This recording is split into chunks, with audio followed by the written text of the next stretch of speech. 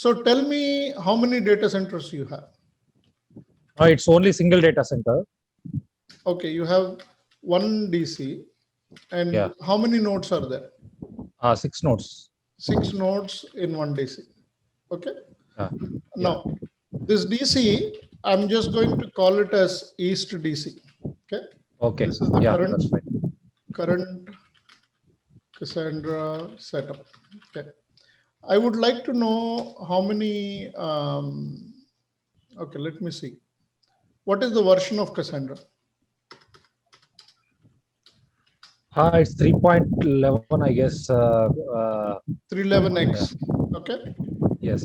Yeah. Okay. So, what is that you need to do? What is your target? Target is that moving the entire setup. I mean, all these 6 nodes from one data center to other data center. Actually, they are planning to decommission that old data center by migrating it, the complete setup to the other data center. Okay. What I forgot to ask you, these are all physical servers? Yes. Okay. Not VMs. Yes. Not virtual machines. Okay. Yeah. Okay. Yeah. Target is closing this DC. Okay. So we And have migrating the entire moved setup. to new DC. Yeah. Okay. Yeah. All nodes. Okay. So what I was preparing was take the one data center. Okay. Meaning Yeah. I expected you already have 2 data centers. One of the DC Correct. is changing. Okay. That was my Correct. scenario. Okay. Correct. Yeah. Okay. So you go on mute. I'll give you some theory, and then Yeah, that's fine, Sharma. One thing, I mean, it's what they are terming it as a shift and lift and shift, as I explained earlier, right? got it. So this Yeah. will be migrate by moving servers physically. Okay. And then we also call it as lift and shift. Okay. Yeah. Do you understand what challenge at hand is? And do you have any other point you want to add? Like say, when I'm doing this, I will cover your point also if you tell me now. Hi, probably should we mention that the app needs to be available at all times when we are doing this? That will be wonderful, right? App 100% uptime. So, you must have done other migrations where you move the physical servers and you take the full Yes. downtime. I Yeah. don't care. Our Cassandra, we should keep it uptime. That's the fun. Why do it down? Yes. So I got one point added here is we want to keep the app 100% uptime. Okay. Anybody else?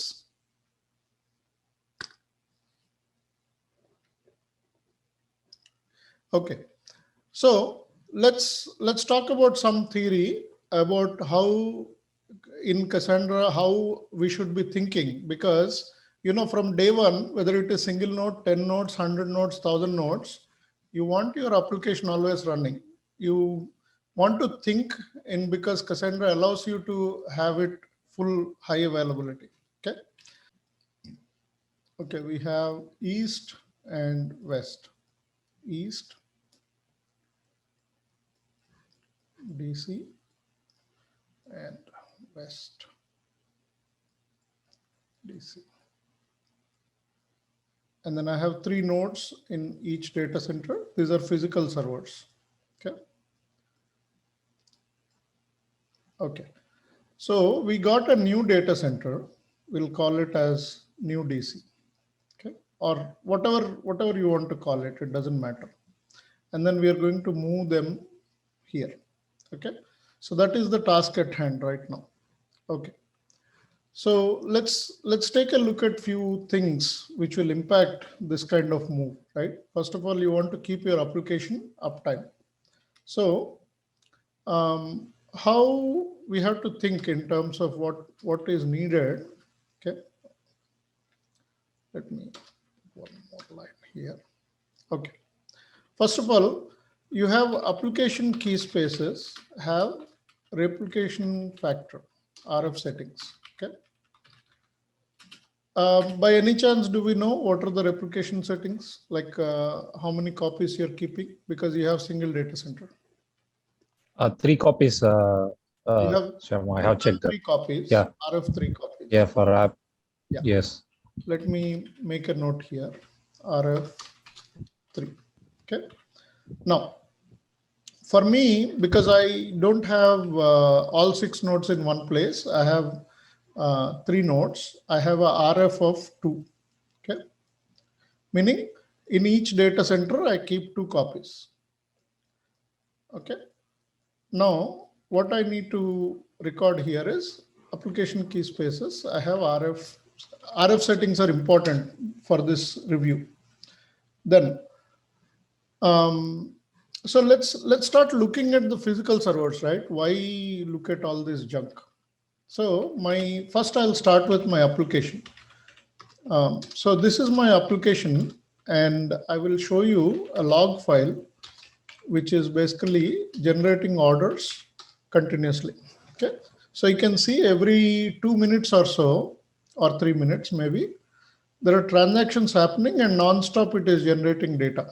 So if you look at the current time, you can see 9:47, about 9:46, there were some transactions. And I'm just going to put this in tail. Okay. This shows you that my app is continuously writing data. Okay. So let's leave it there and we'll come back and see if our transactions are happening. Now, next thing I want to see is node tool status. Now here on this box, whenever on Cassandra I'm running, I'll be running N, but internally it is running node tool status. Remember that part. Okay. So we have 2 data centers, data center East DC, data center West DC, 3 nodes as I explained. Already we have like 40, 50 megabytes per node. You can see how much data is there. Okay. And we are having replication factor 2, meaning each data center has that sales key space with RF2, which keeps 2 copies per data center. Okay. Now here you can see while we are talking, it generated 80 orders. So my application is continuously running. Okay. Now let's look at few things which we need to notice, right? First of all, we'll look at the Cassandra configuration file, Cassandra rack DC properties. Okay. First of all, your snitch should be gossiping property file snitch. Without that, you cannot do multi-data center, first of all. Okay. Now, what we'll do, okay. So I'm going to just remove all the commented lines and show you what I have here. Okay. So you see in the Cassandra rack DC properties, you can see my data center is set as East DC and the rack is set as this. Okay. This is the only place you define your data center. Just to remind, this data center name East DC is virtual name. It doesn't need to be physically that name of the data center. Meaning, even if you are in New York, you call it East DC, doesn't matter. Cassandra will continue to run because it's just a virtual data center name. And this is for you as administrator, you'll know where that location is. Okay. So the data center name is virtual. That is what we are trying to understand here. Then if I jump to my West data center, you will see that the data center name is West DC. Okay. Part 1 is done.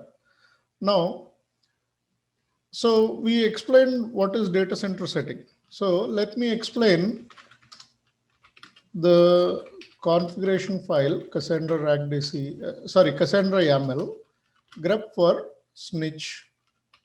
And then I will remove all the commented lines from output. Okay. So endpoint snitch is what we need to look at. If your cluster, obviously all the nodes need to have the same snitch. And if your cluster is created with gossiping property file snitch, then you don't have any issues. You have your cluster ready to become multi-data center or single data center or move the data center, whatever you need to do, you need to be using gossiping property file snitch. All other snitches on-prem, non-AWS, all other snitches don't support this moving. Okay, only gossiping property file snitch. That's why we always suggest on-prem, whether it is development or production, use gossiping property file snitch. Whenever you use gossiping property file snitch, you need to configure your Cassandra RACDC properties file. Okay, that's the two pieces we need to understand there. Now, we also need to understand how we have set up our seeds. So I'm just going to do the same thing, but I'll look for seeds parameter. So you can see seeds here. What I'm going to do is on this sheet here, I'm just going to lay out what setup we have first. Okay, so I'll copy something from here. So I want to show you the IP addresses. Okay, so this is my East DC, and this is my West DC. And then you can see my seeds, they're pointing to one node from each data center, okay, which is perfectly okay. You never set up a single seed and you never set up all nodes as seeds. That is all you already know. You should definitely have more than one node as seed node, but not all nodes. Then here in this case, I'm just saying, I'll put one node from each data center. So I have seeds here, perfectly all right. That is my seeds configuration. Now, we'll just quickly look at a few more things here. What are the things I'm using in my configuration again? Okay, I will want to look at two things here. I will remove this. Listen address. And if you have any questions, right, ask them, because that way we can discuss and not miss anything. Okay, so you see this, we are using listen interface and listen address itself is commented out. Okay, I want to make a note of this because this will make a big difference in how you configure when you're doing this move. Okay, so we are using listen interface, which is ETH0. I'll explain in a second. We are not using the listen address. Same way, I'm going to look at another parameter. Let me clear screen. I'm going to look at one more parameter here. Same like listen address and listen interface. There is a native transport address, and is that correct? Native transport interface. No, RPC interface, I guess. Okay, this will be RPC. Okay, so RPC address is set to this, and RPC interface is set to ETH0. Okay, now if you don't know why I was looking for native transport, this is how DSC is configured. Okay, and this is how open source is configured. So in open source, we call it as RPC address. In DSC, we call it as native transport interface. So that's the reason I was checking for the other one. Okay. Now let's talk about this listen interface and RPC interface, right? If you look at each of my boxes, if I do IF config, I want to see how many network adapters I have. I have two network adapters, ETH1 and ETH0. For Cassandra, we are using ETH0. Okay, so let's discuss a little bit about this. So as you see, I copied it from one of the boxes. It doesn't matter which box. Here on this box, ETH0 is assigned an IP address of whatever it is, one IP address. Okay, what I'm saying is, whenever I start my Cassandra, instead of running it at a specific IP address, run it on ETH0, which is the network interface. Now, If at all this IP address changes, right, with a server restart, IP address changes, my Cassandra will still come up with whatever new IP is. It doesn't bother, it doesn't bind to a specific IP. Instead, it binds to whatever IP running on ETH0 interface. Agreed? Yes, Sharma. Okay, any questions with this particular thing is very important, because from day one I tell, do not use the address, instead use interface. That way, let your infrastructure team can do anything they want, but it will automatically come up. The Cassandra itself will come up. Okay. Now, let's go back here for a second and see how many teams are involved in this scenario. Okay. There is obviously an app team where you want to tell them to please shut down your app or stop your app, reconfigure your app. Then there is a DBA team, obviously us. We want to shut down our Cassandra, start our Cassandra, reconfigure our Cassandra. Then there is a server team, okay, SA team, server administrators. These people will be shutting down your server Linux, starting up your server, changing the IP address if they need to, reconfigure the network if they need to. Then there is a infra team, infrastructure team. Okay. Now these guys are actually taking the physical servers and moving them from one place to other place. Okay. Now what does this lift and shift mean is, they will, SA team will shut down the server. Infra team will disconnect the server physically from network and from power. Infra team, okay, let me just say infra team will disconnect from server, put it on a truck. Truck will take it to new location.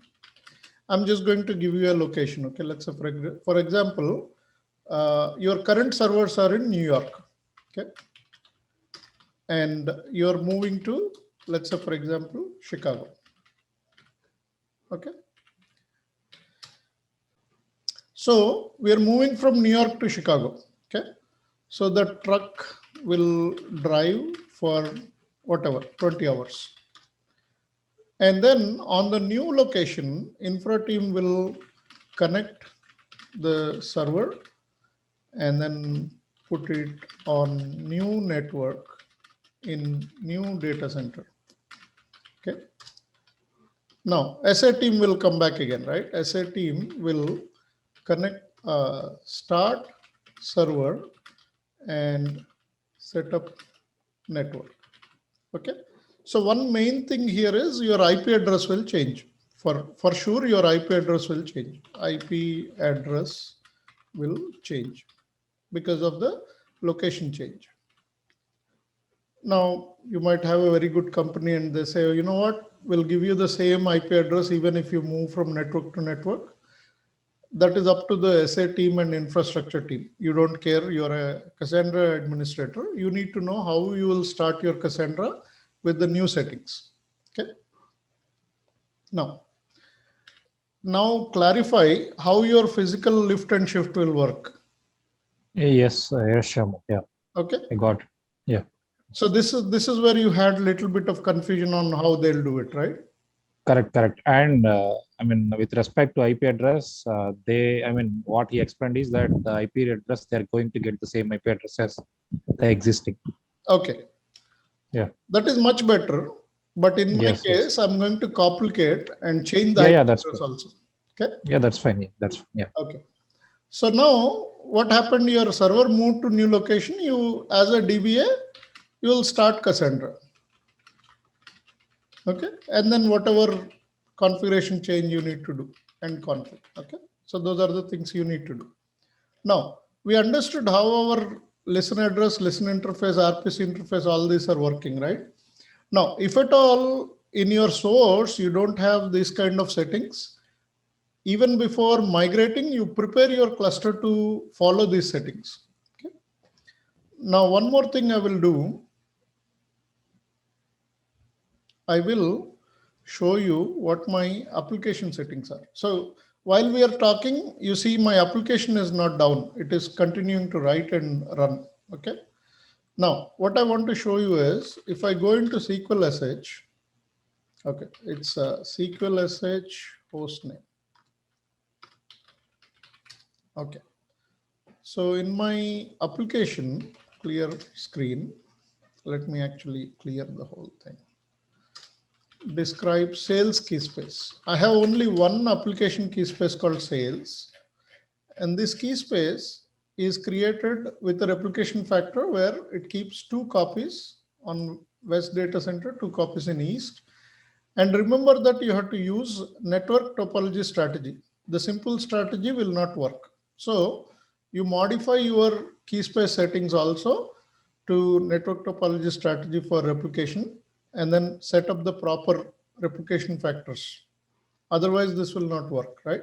Simple strategy is not correct.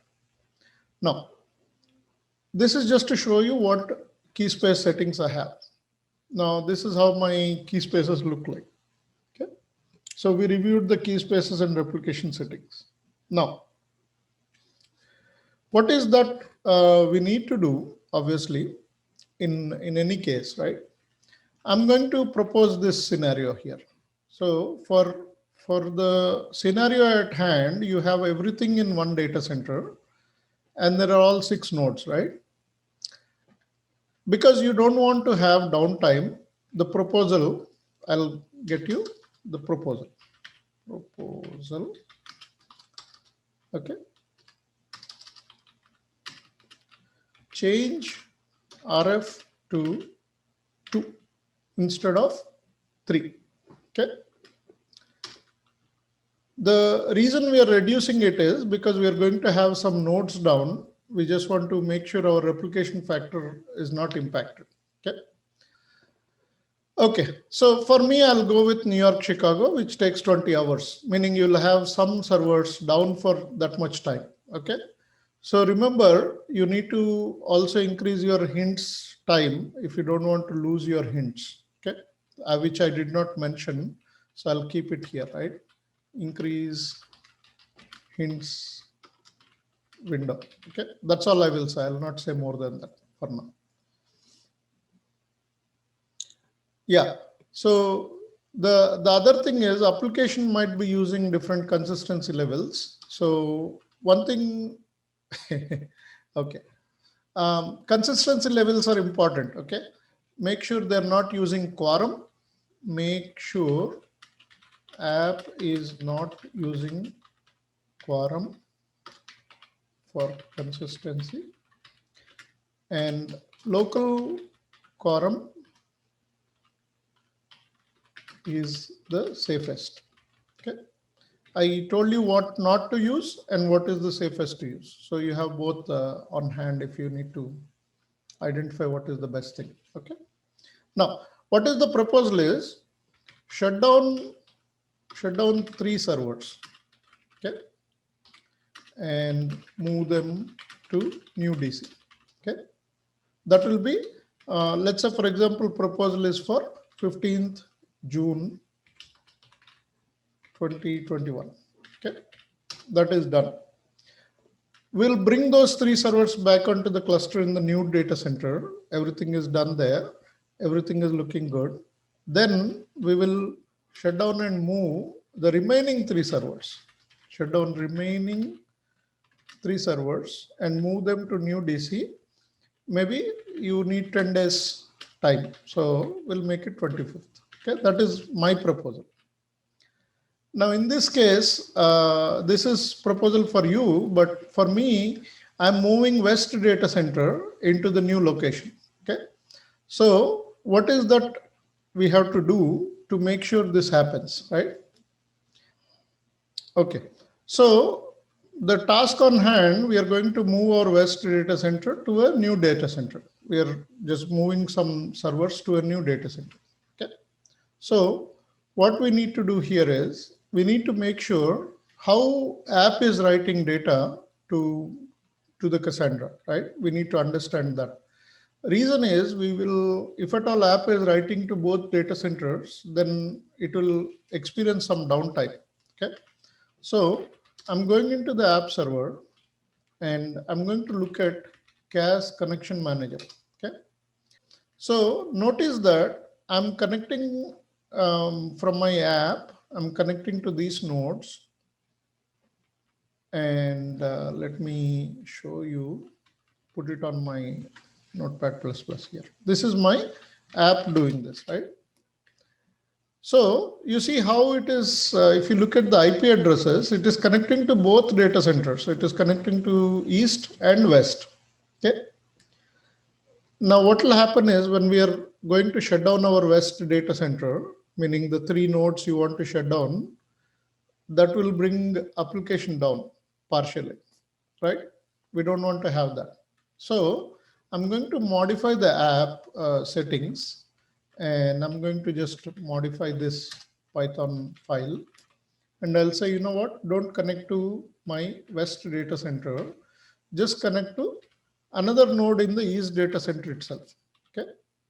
So from now onwards, your transaction should happen and they should just go to east data center. Replication factor settings will take care of replicating between data centers, so we don't have to worry. Okay. Now the new contact points, if you notice again, right? New contact points are pointing only east is DC. Okay. Earlier it was doing both data centers.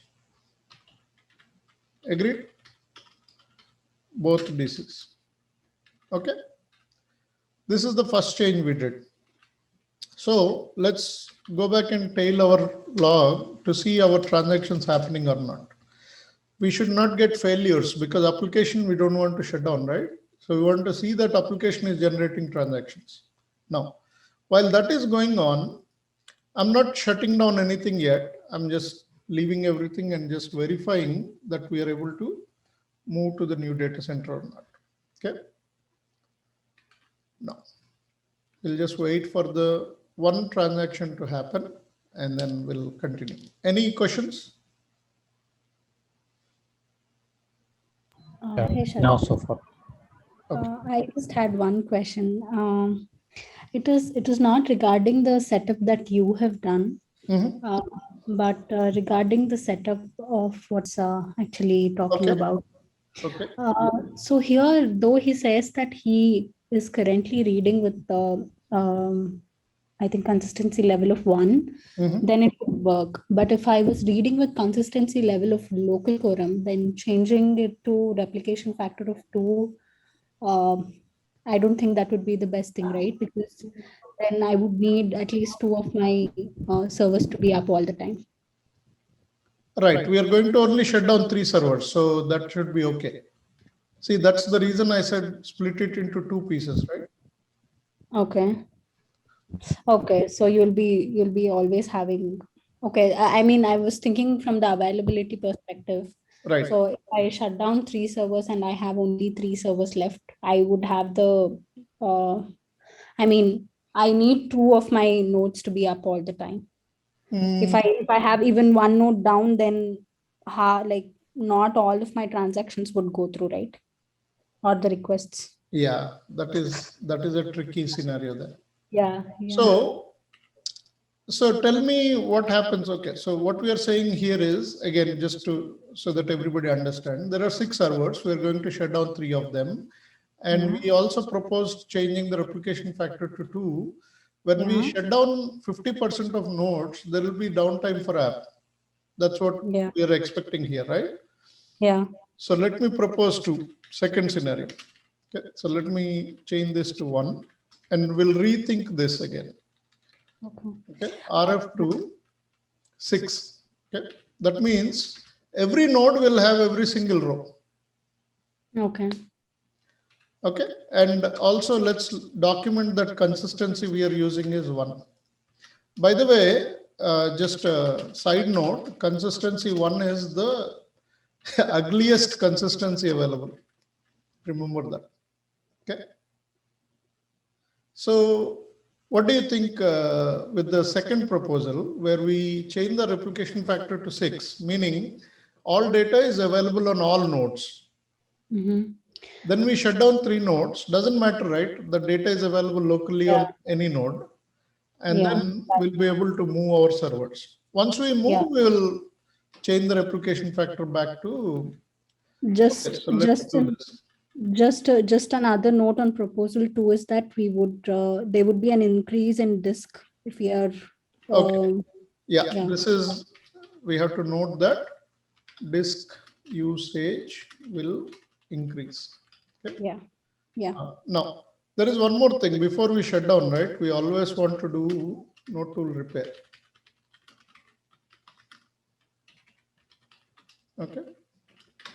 So any replication factor changes, remember that you want to do the node tool repair, because just want to make sure all nodes have all data properly. We don't want to do it lazy because we are going to do a major change to the infrastructure. We want to get the replication factor or data replicated quickly so that it is there on every node.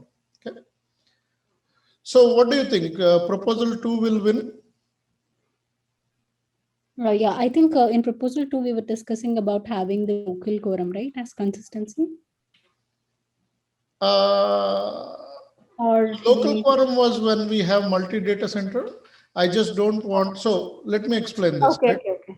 When you have 2 data centers, when you're doing a query with quorum, it goes to both data centers. I want only to go to local data center. That's why I said local quorum. Okay, okay, fine. Yeah, got it. For this scenario, you can use consistency 1, which is there. You're not changing the application itself.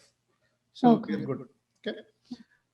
Now, just a note, because I said this is the ugly consistency, right? Let me give you an example why 1 is ugly consistency. Everybody understand, just a reminder. You are going to bank and saying, I don't care if you're going to tell me the right answer, but tell me how much money I have in my account. So one bank will say you have $2, one bank will say $20. You don't care because you're asking for inconsistent results by saying consistency 1. Okay. So that's why it is ugly.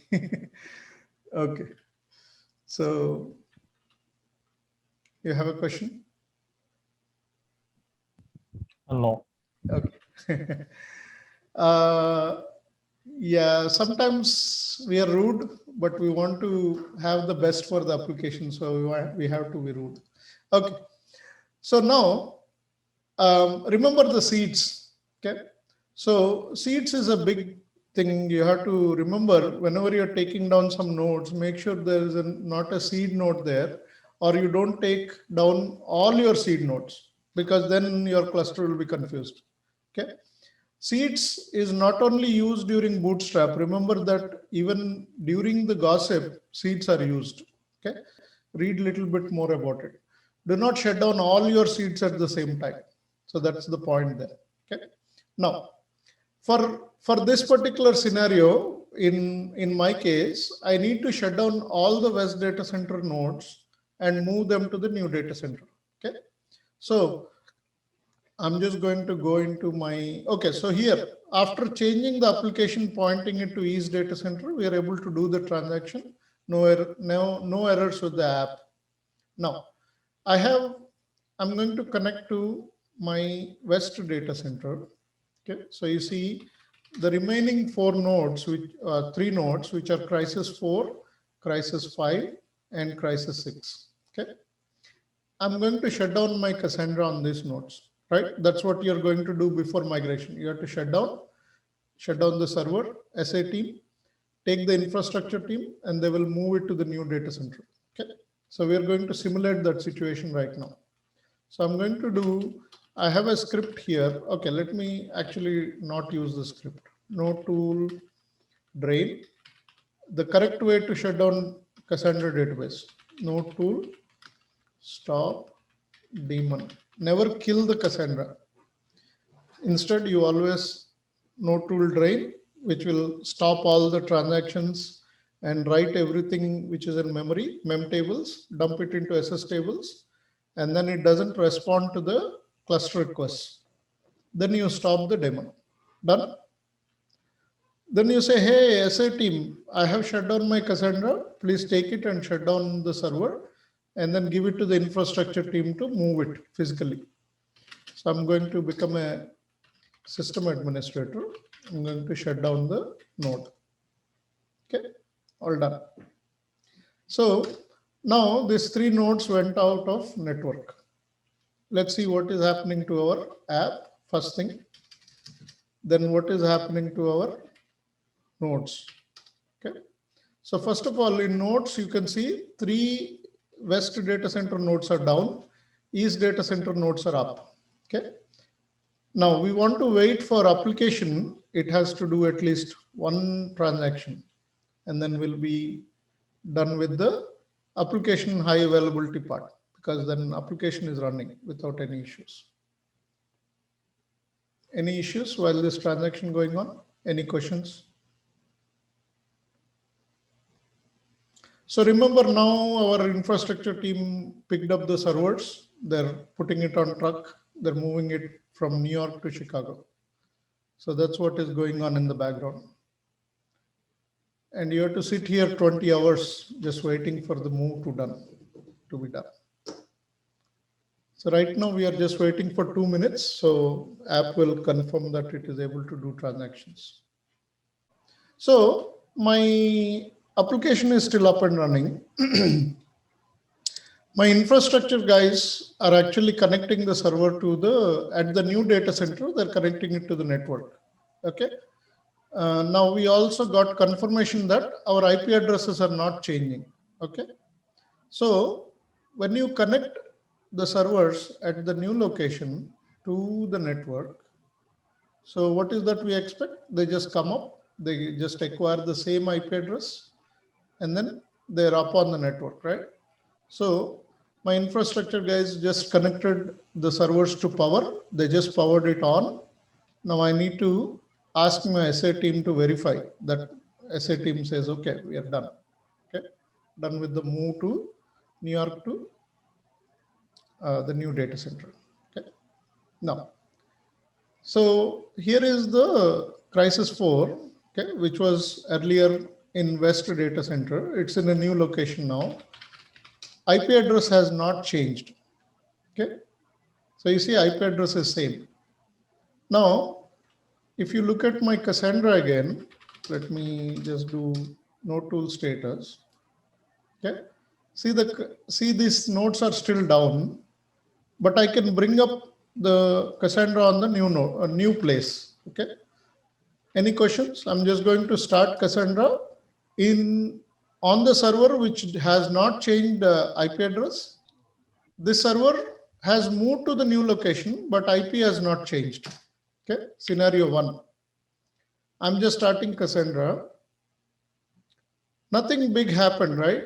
You only have the hints files, and the East data center servers will send the data to the server in a new location, but it just continues to send the data, and then we should see that node comes up normally, no issues. Okay, because IP has not changed. So there is no big deal, right? IP has not changed. Any questions with that? That means you just move your servers and you start them up. IP has not changed, nothing big. It just comes back up to the network, and then it joins the cluster again and continues as if nothing happened. No questions? Then I will introduce the complexity. Okay. I will assume no questions. So I'm going to go back here. I'm shutting down Cassandra, which is running. I'm going to do one small thing here. Okay, see ifconfig on these nodes. I will grep for egrep for ETH, and 192, okay, because IP address. So you can see I have ETH0 binded to 192, 131, 132, and 133. Those are the 3 servers. Okay. Now the scenario 2, my SA says, you know what? I cannot give you the same IPs. We need to change the IPs. because you're going into a new network. I cannot give you the same IP. Now, something SA team does, you don't care what they did, but they're changing it to a new IP. Okay. So these are our new IP addresses. So in this file, I have changed the IP address. You see, they will become, instead of 131, 132, 133, they'll become 141, 142, 143. All good? Now what I'll do, my SA team says I need to restart the server because we are getting a new IP. I cannot give you the same IP. Okay. So after moving to the new location, before they give it to you as a DBA, they have changed the IP address. How does that impact Cassandra? If you're using listen address, if you're using native transport address, if you're using this IP address in the seeds, you need to modify all those 3 locations. Remember that. Okay. Now, if you're using listen interface, if you're using native transport interface or RPC interface, then you don't have to change anything, because whatever is the IP address for that ETH0, it will bind to that. But you still need to update your seeds because IP address is changing. Okay. Now, looks like my servers have come back up, but I cannot connect to them. You know why? My SSH is still trying to connect to the old IP. So I need to connect to the new IP. So I already have the connection set up. So I'm just going to the new IP. Okay. Now I can no longer connect to the old IPs. So that's fine. I'm just connected to the new IPs, and I will remove these from the SSH. Okay. Remember we were doing that IP check. So you can see the Crisis 4 server is now connected to or started with this IP address. Okay. IP address has changed. Now, going back into node tool status, I'm going to just clear screen and node tool status. You can see Cassandra is still down on West Data Center, and it is running with the old IPs. Okay. Now, I'm going to ask you one question here. Can you start Cassandra on all 3 nodes at the same time? Yes, no?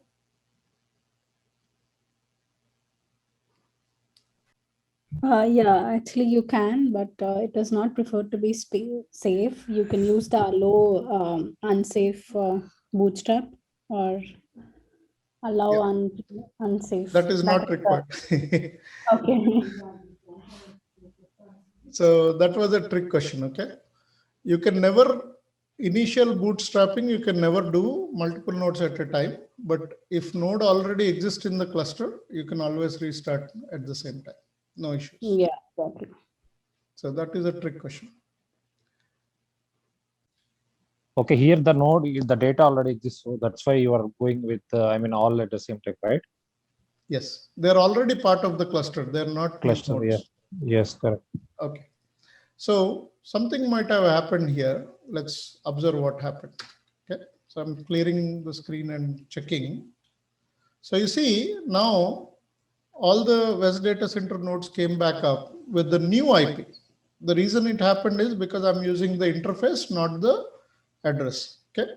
We still need to verify seeds. I'm not worried about that right now. Okay. Now, what I want to do, see, obviously I changed the IP addresses, right?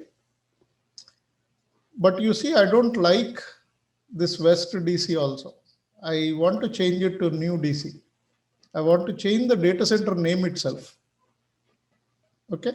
Now, for the first scenario, when we were discussing, we want to move all 6 servers. So you just continue, right? What you do is you moved 3 servers.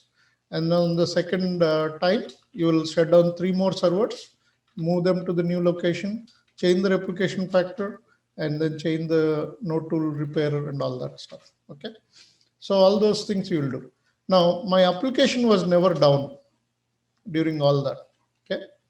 Now, you can also do one more thing is you can change the application settings. Okay. to now point them to the new location instead of old location, I'll say point to 43 and then 41. Okay. So then what will happen is we'll tail this just to see if orders are generating or not. Okay. Now, so basically we moved our 3 nodes from one DC to another DC with the IP change. First we checked if IP is not changed, everything is okay. IP changed, everything is okay. Now, the next scenario is we want to change this data center name itself. We don't want to keep the same data center name. So first question, can we change the name? We can just change it in the Cassandra RAG DC properties file, and that's where we define it. So can we change it? I think no. Correct. So correct answer is you cannot change a data center name after you defined it earlier. Okay. So a node, you cannot change few Oh, things. is it because it's relying on the No, let me explain. local? No, let me explain. So there are few things you cannot change once you configure, do the initial configuration and bootstrapping is done. Once the cluster is up, nodes are joined in the cluster, then you cannot change few things. First thing is the snitch you cannot change. If you're using a simple snitch or something, you cannot change it to gossiping property file snitch. The entire cluster, all nodes need to have the same snitch and you cannot change the snitch. First thing you cannot change. Second thing you cannot change is the cluster name. Once you started your cluster, you cannot change the cluster name. Once you started a node with a specific data center and a rack setting, you cannot change that because that cluster information or the node information is already there in all nodes. If you change the config files, it doesn't match with what is cluster saying and they cannot start up. That's what the error will be. So if I just go into these nodes and say, for example, if I go here, just for example, VI configuration file, Cassandra rack DC properties, and then change this. I want to comment this existing one and change this to new DC, okay, and rack 3. I'm also changing the rack setting.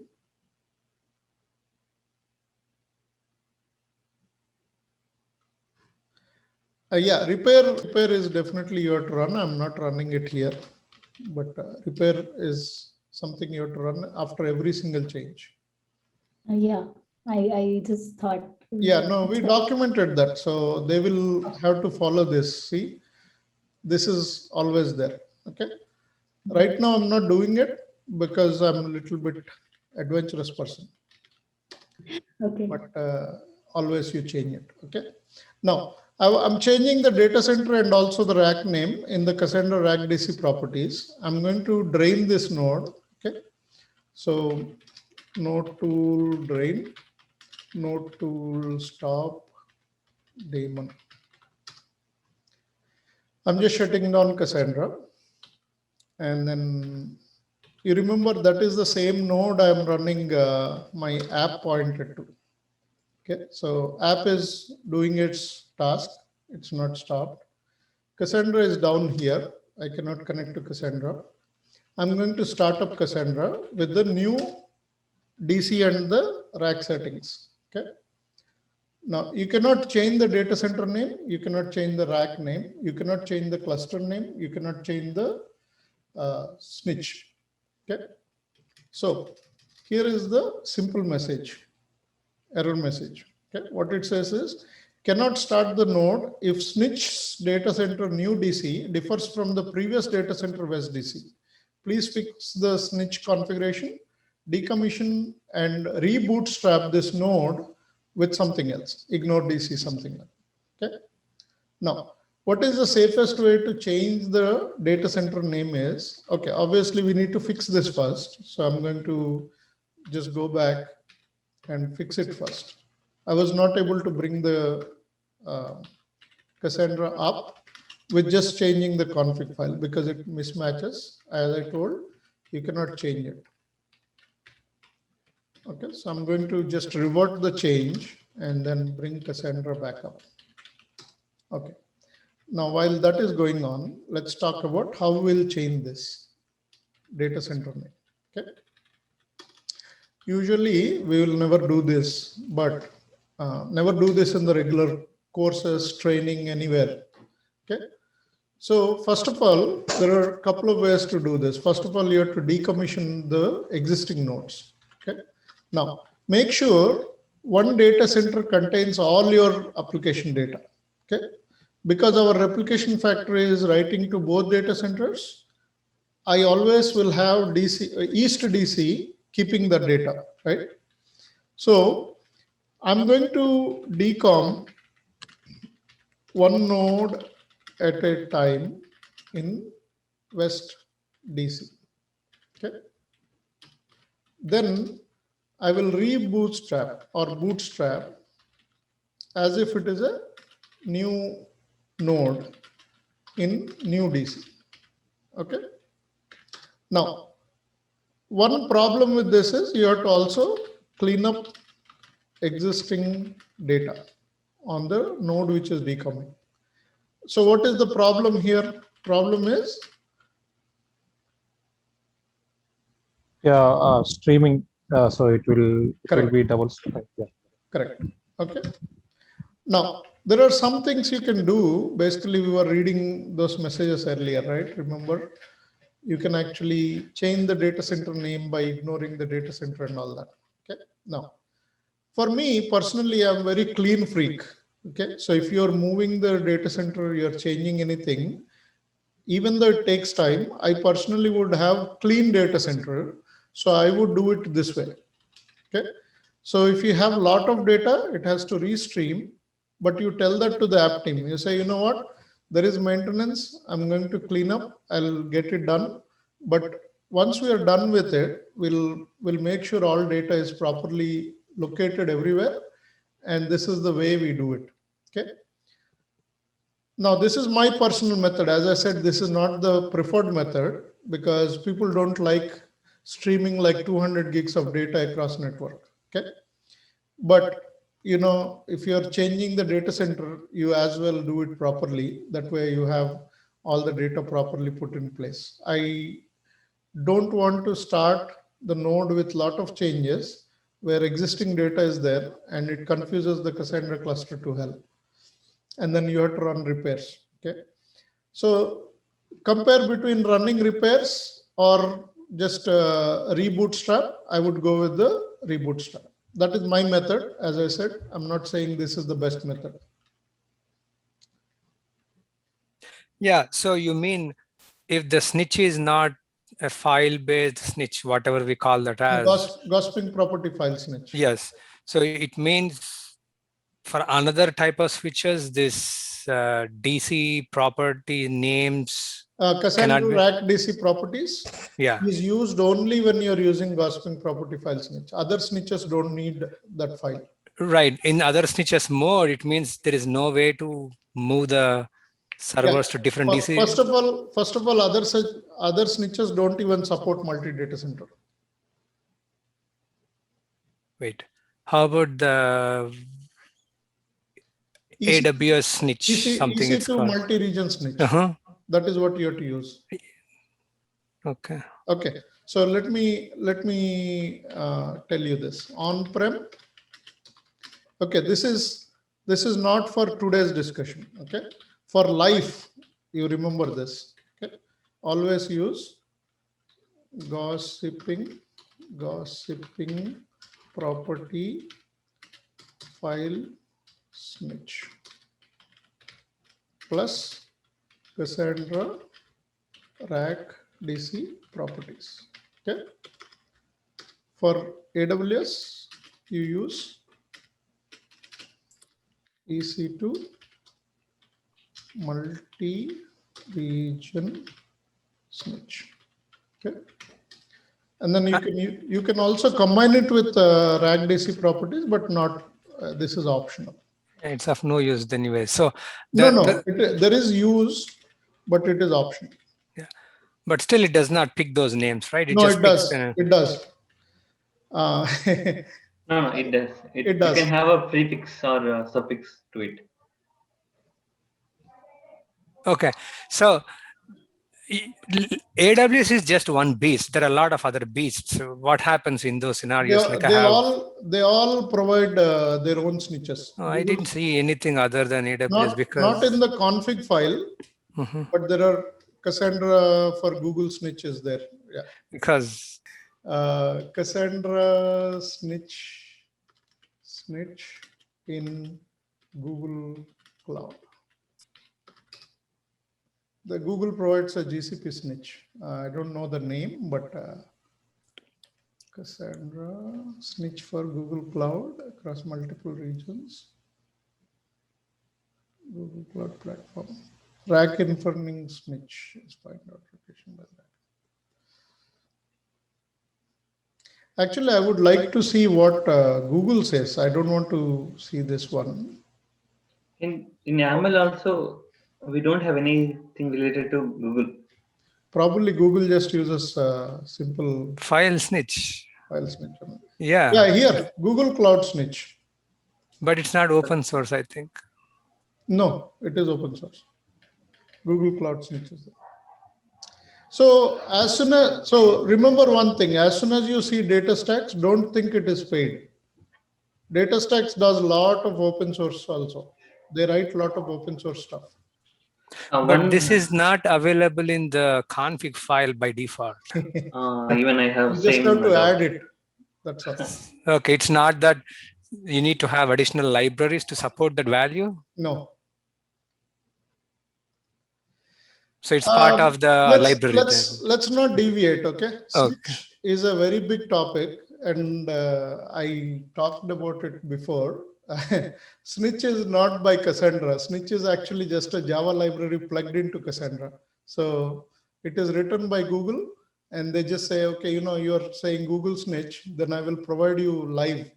So how does AWS understand where you're running, which region and all? It's all dynamic. It's nothing written in the code. It is like as soon as you're running it with EC2 multi-region snitch, right? AWS will provide it dynamically. So it's not hard-coded in Cassandra. Right. It does API calls to get those names to know what are the DC names and all those things. Okay. Same thing with Google Snitch. It's all dynamic. Okay.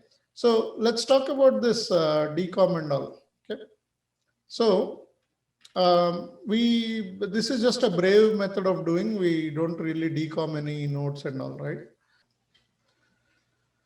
Okay, so the next method, generally, as I said, you will try to avoid because of lot of streaming, data streaming from different places, meaning it's just going to create a lot of network traffic. And then, it's just overhead, okay? But you absolutely want to change the data center name.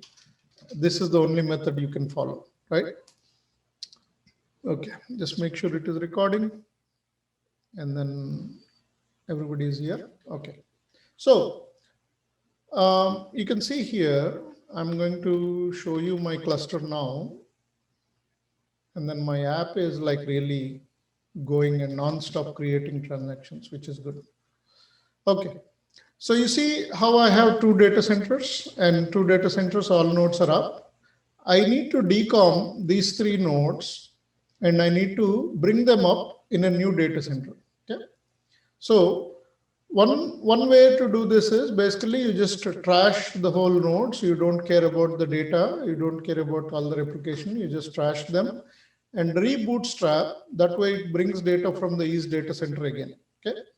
There are two ways to do this. I'm going to first do here. I'm just going to make sure this node is running. Okay. Node tool has a command called decommission. Okay.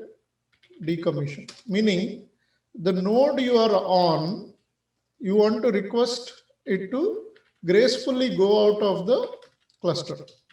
Okay. So Crisis 4 is running with the IP address of 192.168.1.141. I'm saying I myself gracefully, I want to exit from this cluster. That is your node tool decommission command. So I'm requesting myself to leave from the cluster. And remember, you need to have the Cassandra running on the node. Okay. Now, this is the node which is leaving. So you can see its status is up and leaving. Exciting, right? You don't see this in a regular training. Node tool decommission, right? It will write a very good logs in the system log. Correct. If you can open. Correct. It actually tells that I'm moving this token data to this node, I'm doing this, I'm doing that. All that stuff it does in the background. You can watch the logs to understand it is moving. So you see that 50 MB data it contains, it will actually redistribute into the cluster. It will say, hey, you know what, I'm going out, take my data and save it on your nodes. And so it is going to actually redistribute only within the data center. Because East data center already has the data, it doesn't need the data. West data center, it is redistributing the data. So I want to see how this is going. So I'll connect to 141 and then tail the log. Now, generally in this kind of scenario, I want to tail the debug log, not the system log, because debug log will contain more details. So I want to see what it is doing inside. Okay, so you can see a lot of messages being written.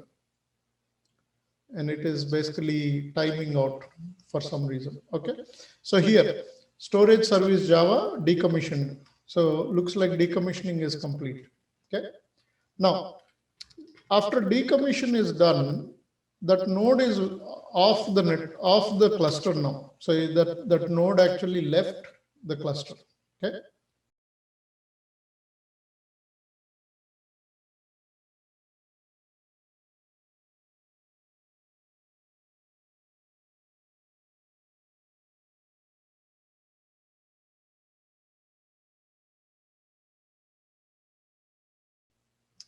Now, there are two more nodes in the West data center. I want to actually use a different method for that. Okay.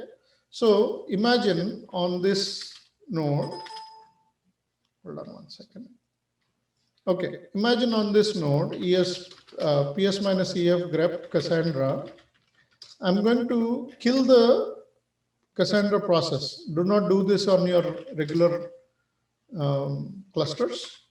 I'm just going to kill it because I'm simulating a scenario where server burnt and crashed. So Cassandra is not running here. Okay. And same thing I'm going to do on one more node here. ps-ef grep Cassandra. I'm just going to kill the process. Okay. Now, what we are doing here is we are forcibly killing the process. Cassandra is gone. And you can see the two nodes in West data center which are remaining are in a limbo state. So you see this one is down, but this one is up. Okay. So let me check why it is up. For some reason, your cluster thinks that is still up. Okay. Now it is down. Now, remember, Cassandra is no longer running on these two nodes. From a node where Cassandra is running in the cluster, I can assassinate the down node. So node tool has another command called assassinate. Okay.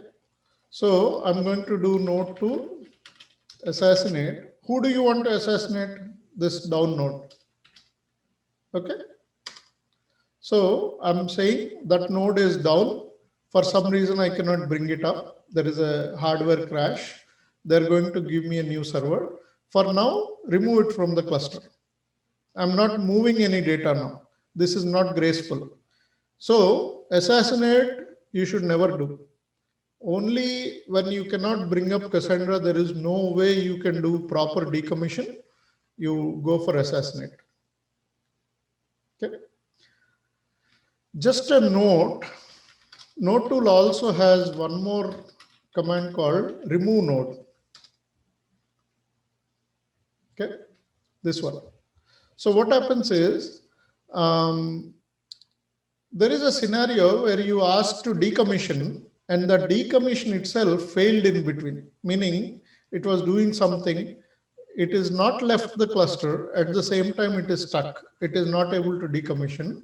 Then you have to use remove node. So know all these scenarios. That way you can apply them when needed. So now I have assassinated the second node, third node from West DC.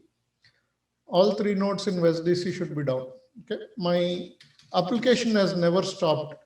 That is what I want to point out. Okay. So let's wait for a couple of minutes where assassinate itself completes.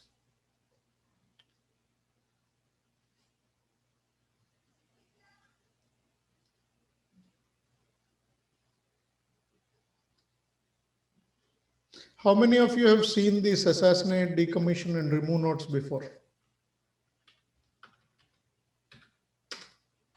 Yeah, I'm aware, Sharma.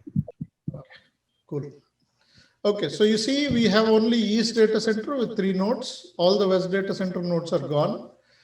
I'm going to just exit from here. My application is still running. Application is still pointing to East data center. That is the advantage of having multi-data center. Cassandra is highly available. Okay. Now, what are the things you need to clean up? Because, say, for example, you are bootstrapping a node, something failed. You have SS tables on your disk. You have hints files on your disk. You have junk sitting there. So what is that you need to clean up? First of all, there is a data folder. We always set up data folder in this way. And then there are like CDC, raw, commit logs, data, hints, and saved caches. These are the files which contain files for data. Okay. So let's see CDC, most likely nothing is there.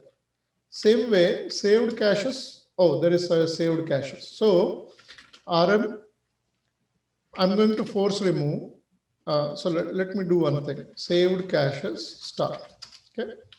And then check saved caches. That is clean. Any hints on this? Okay. Hints are used when other nodes are down. Right now, we don't have hints on these nodes, which are good. Now, any commit logs? Okay, there are 2 commit logs on each. I'm going to remove all the commit logs.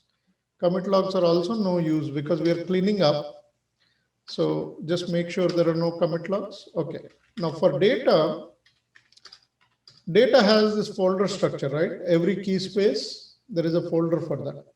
Now, keeping this data, which is the SS tables on disk, if you want to bootstrap, the problem is this existing data will conflict with the cluster joining, right?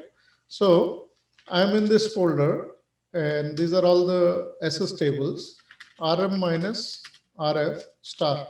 I'm deleting all the data files, SS tables on the disk, cleared. Okay. Then I'm going to now configure my new data center settings in Cassandra rack DC properties file. So in this, I'll go to the DC here. So you see, this is the location. I'm going to change this West DC. Okay, I'm going to do one thing. 2YY P O, sorry, that was wrong. Okay, so these are my existing settings and these are my new settings. Okay, new DC. And rack, I will call this as BLDG 13. Okay, they're going into the building 13. That's what I mean. Okay. And I'm going to do one small thing here. Cat grep for, let me do egrep. Egrep DC and rack grep minus V. I will remove all the commented lines. So you see, nodes will go into new DC and then rack is building 13. Okay, building 13 is where the physically in that building we have our servers. That's what I mean. Okay, so I cleaned up all the SS tables, commit logs, any saved caches, hints, CDC related files. I fixed the Cassandra rack DC properties, and then I'm ready to start with the bootstrapping. Okay. Any questions? So now, can I start Cassandra on all nodes?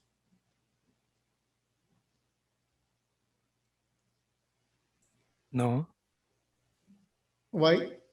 because you're bootstrapping. Correct. So during bootstrap, you cannot bootstrap multiple nodes at the same time. So you have to go one by one. So let me start with the third one. Just wait for 2 minutes and then it will come back into the cluster. I'm going to go here and then look for, while we do all that.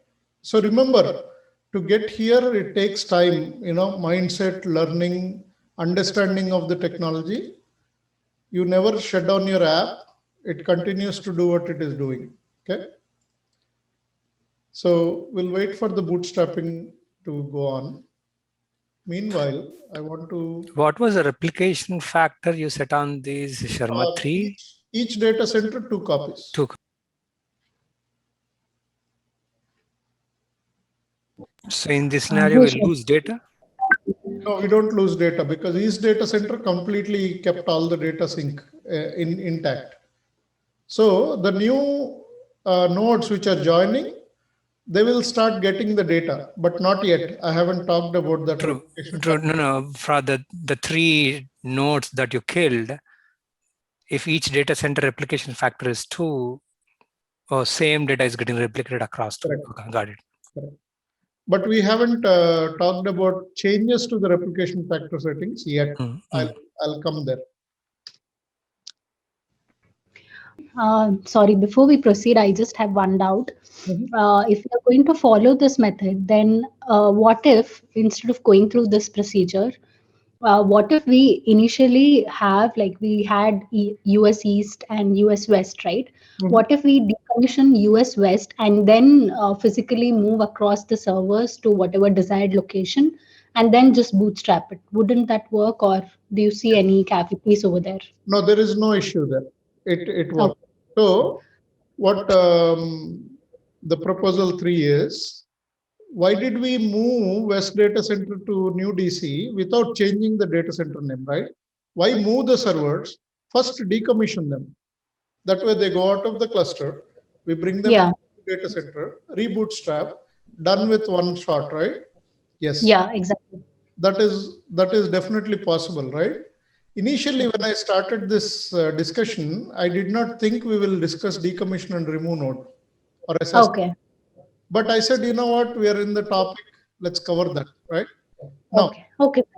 for the original scenario where you are moving 6 nodes, we don't need to do any of this. We just need to move them from location to location, 3 nodes at a time, keep the application running.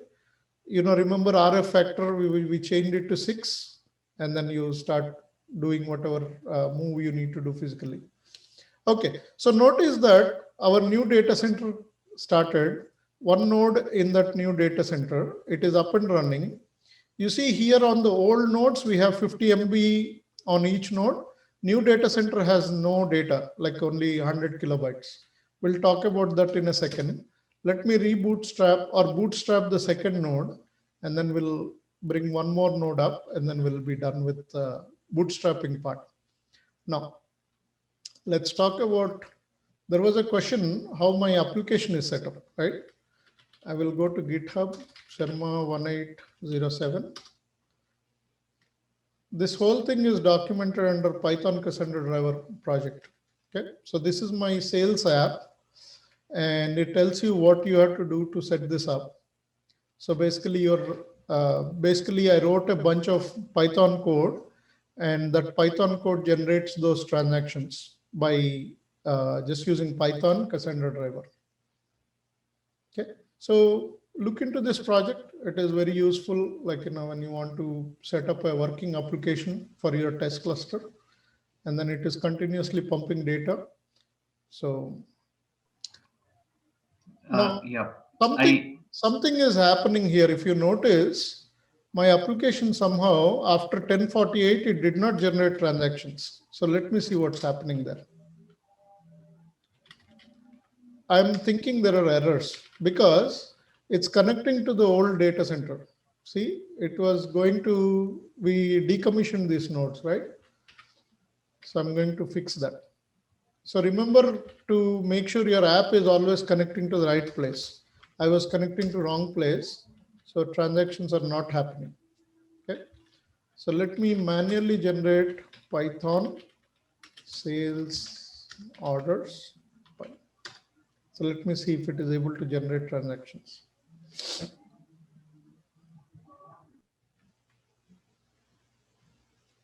And then I think the second node is up now. Okay, second node is also up. Let's bootstrap the third node. And then let me see here, it generated transactions because I'm pointing to the right place now. My application was not working for some time. So make sure you check with your application team, make sure that is working for them. Otherwise, changing any of these things will be a problem. Okay. You must have seen this error before. Yeah, go ahead. I have one doubt. Go So ahead. you're bootstrapping the other nodes, right? Mhm. Did you set any auto bootstrap parameter? Did I miss that? I mean, What was that? auto bootstrap set to false? No. So it is set to true. Yeah. But still you're not. All but same still- settings. Only thing I did was the Cassandra RAG DC properties. I changed the data center name and the rack name. Then when you're showing me the load, right? Why it was low? It should. I will come there. Okay. But you see, I got an error here. Okay, port 7199 is used for JMX. Looks like Cassandra was not down yet, and then I was trying to bootstrap this. Okay? So let's verify what is running and kill it if at all it is running. Okay, because it's just invalid. RM, no, not RM. Kill -9 this. Okay. So now Cassandra should be gone. Remember to clean up your data folder. Okay. LCDC, nothing is there. L saved caches, nothing is there. L hints, nothing is there. L commit logs, nothing is there. L data, nothing is there. Okay, now we are ready to bootstrap. Okay, so we'll talk about that. Application is generating transactions, which is good. You were asking how application is set up, so you're good with this. You can check the Cassandra driver. Okay. Yeah, sure. So I have under Python Cassandra driver, there is a simple demos, which is like initial setup. And then it basically get cluster info is a very basic thing. And then it does a read write. And then you can go into detail with the sales application. Here within the application, you can see here how we are setting up local quorum or consistency level 2 for writing and all that. Okay. Yeah, it's a wonderful application. I use it for every single day. I have this data being pumped. So I have lots of ideas on how I'm going to use this. Okay, this is one more thing I want you to notice. When the nodes are joining, they'll be up and joining UJ mode. So that's what is going on right now. We'll wait for a few minutes. So it's still bootstrapping. And then once the bootstrapping is done, I'll go back and check on something. Okay, here. So let's see if it is all up. In the new data center, there are 3 new nodes. Okay. Okay. Now, are we done or we need to do something else? I think we need to do repair, right? Okay. Do you think data is going to the new data center now? So that will be done with node tool rebuild, right? No. Is data going to the new data center or it's not going? It currently the data will not be there anyway. So no, but is it going or not going? It is not there, I understand.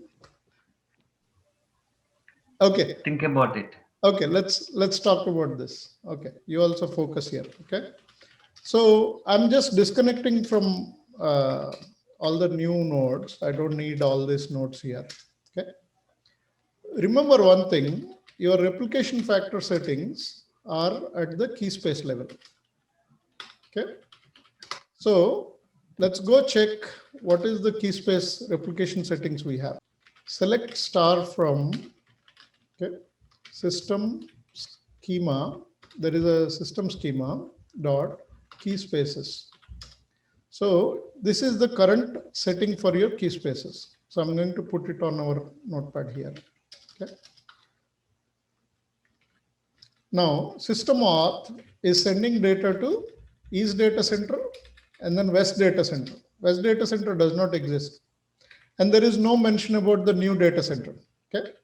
Now for the local strategy, you see the system schema is local strategy. You don't care about that one. You can ignore that. Same thing for system. You can ignore that. What we have to do is for these remaining key spaces, you need to change the replication factor settings. Correct? Now, let me also clean up a little bit. I'm going to remove this durable writes. Okay. So now you can see the screen properly. So for these key spaces, we need to set up the replication factor settings. Okay. So what do we need to do? We need to do, like say, alter. Let me move this a little bit here. Alter key space system underscore auth. Now, I don't know what is the syntax. So I always do this, right? I go here to the SQL shell. Okay. Remember your transactions are still going on application wise. Now, alter key space system schema. Okay. Hold on. What is the system auth, not the system schema? System auth. Syntax I don't know. So I'm going to put a tab here. It will fill for me, and then I'll type N and a tab. Okay, so this is what my syntax is. So I'm going to copy that and put it here. Okay, and then I'm also going to ignore the key space name itself. And what is the format for multi-DC? We have to specify the data center and how many copies. Okay, so ESDC is good. I just need to change this to new DC. Okay. And that's how your alter key space command looks like, correct? We need to modify the key space replication factor settings to start the data streaming from one data center to the other data center. So now we'll set this up. Okay. So I'm going to just do that, clear. I'm changing the replication factor settings for key spaces, okay? So once this part is done, right, I'm going to go back and check the select statement one more time. So remember this select statement, it is your good friend. Okay. So now you make sure your replication factor settings are good. Then what you need to do, you need to start doing your repairs. Okay. So I'm going to connect to the new data center. I'm just going to connect all. Give me 1 second. So remember our planning we did earlier that you should definitely follow this planning here. See the node tool repair command is there, change replication factor is there. Okay, so all those things you have to follow. So I'm going to do a node tool repair full. Okay, I'm doing a full repair so that it moves all the data properly. So I'm going to disconnect from the unwanted nodes. I'm going to do a clear screen, clear N, and you can see here on the East data center, we will have 50 MB on average, whereas on new data center, we don't have data, right? Now, if you look at this, it is doing a lot of repair sessions in the background. Now, remember one more thing, there is also a node tool help repair, okay? So if you want to see what options you can pass to the repair, not only that full, I can also do one more thing called how many job threads, okay? So I can increase the number of job threads to do this repair. So I'm going to do this, hold on 1 second. So I'm going to do a node tool repair full. Now job threads, you can define between 1 and 4. 1 is default, okay? So if you put 4, it is going to use lots of resources while running. So remember that your live cluster, it will be like, under stress. If you run it at 2, it is basically manageable and very balanced. I'm going to run it at 4 because now I know this new data center is just new, right? It's nothing is there on it. So just now my repair finished on one node. I want to see how much data is there. So you can see now it should contain some data. So you can see data has increased. While doing that, you see it also repaired another node. I did not request it to repair, but it did. You can see here also, right? So remember that even though you run repair in one place, it might do repair for the data center because it needs to maintain the 2 copies, remember. That's why when it is pulling one token data, why don't you distribute it across the cluster in the new data center also? So it was able to repair that while we are doing that repair. Okay. So now you understand how to do the many things with moving data or nodes across the data centers while keeping Yes. your app 100% up. Any questions from anybody else